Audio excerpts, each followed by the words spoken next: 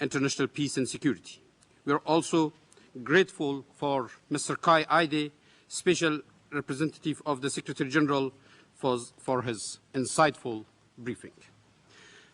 Mr. President, 7 years ago this month, an unprecedented war was launched. A war not against the country, not against the state, but against the amorphous scourge of terrorism that was threatening to undermine security in all regions of the world. This war was unavoidable, inevitable, and absolutely necessary. Now, in 2008, despite hard work on the part of the international coalition forces and Afghans alike, terrorism appears to be on the rise again. The Taliban burned down schools, stamp out reconstruction, and butcher civilians. They attack routes and regions around Kabul, hampering international humanitarian relief. Ordinary people are increasingly their targets. Their belligerence against true progress and security in Afghanistan is continuous, boundless, and cruel. To push back against this scourge, we must understand the changes in the sources and the strategy of the threat since 2001.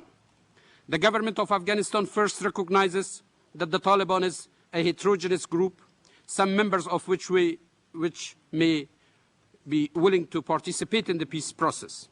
Our government will keep the door open for these members. Second, the government of Afghanistan acknowledges the evolving strategy of the Taliban and Al-Qaeda.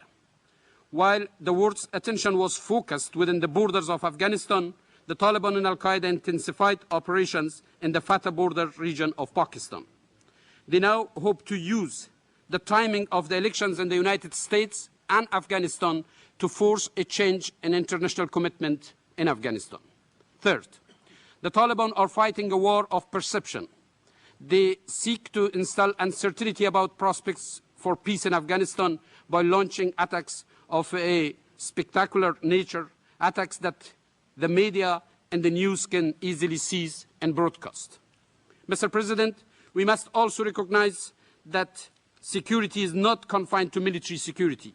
Real security is established by improvement in the day-to-day lives of Afghans, measured by improvement in humanitarian efforts, in governance, in rule of law, in counter-narcotics, in the upcoming elections, in the strong army and police, and in a strong and sustainable economy. First, the humanitarian situation regarding the food shortage in Afghanistan needs immediate attention from the international community, especially as winter approaches. This crisis is the first topic discussed and pursued in every Afghanistan cabinet meeting this year. Our government hopes that the world heeds the United Nations call for increased international relief efforts. Secondly, 3 days ago, our government took a crucial step towards improving governance and eliminating corruption. President Karzai announced the reshuffling of the cabinet, including the appointment of a new interior minister. This key move accompanies the creation of High Office of Oversight for Anti-Corruption and a special anti-corruption police and prosecutors. We are also strengthening local governance through new appointments, training of local administrators, and new incentives for accountability. Third, counter-narcotics efforts in Afghanistan are seeing the beginning of a breakthrough. More than half of provinces are poppy-free. The few remaining centers of poppy cultivations are in the insecure areas of Afghanistan, where international and Afghan and government efforts have been unable to put down real roots. The government of Afghanistan applauds NATO ISAF forces' recent decision to target opium factories for the first time.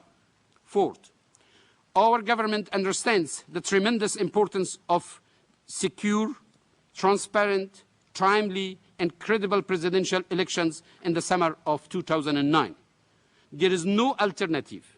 There is no alternative to elections in ensuring the legitimacy of the process in Afghanistan. To this end, we have drafted legislation on the Independent Election Commission and held our first day of registration last week. However, our government also cautious that the elections require a process of sustained long-term efforts and hopes that we ensure that the political process acts as a unifying rather than a divisive force for Afghanistan. Fifth, the Afghan National Army has accomplished significant improvements in control and command, and plans are in place to increase its number from 75,000 to 134,000 by 2010. The Afghan National Police has also increased its capacity and is the focus of rank and pay reform. Sixth, the government of Afghanistan is strongly dedicated to improving the economic livelihood of every Afghan. We are building roads, schools, and clinics in more than 2/3 of villages through the National Solidarity Program. As a testament to our efforts, the GDP has tripled since 2001. In short, the government of Afghanistan is making progress on many fronts. However,